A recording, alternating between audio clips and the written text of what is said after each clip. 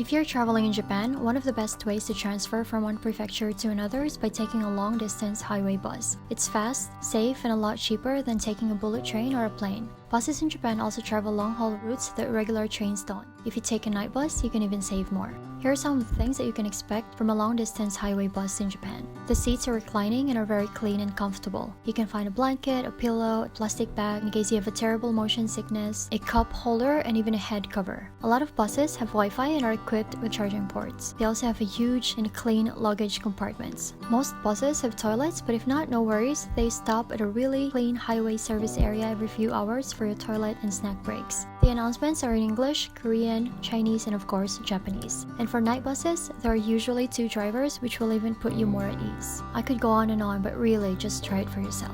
Enjoy your trip.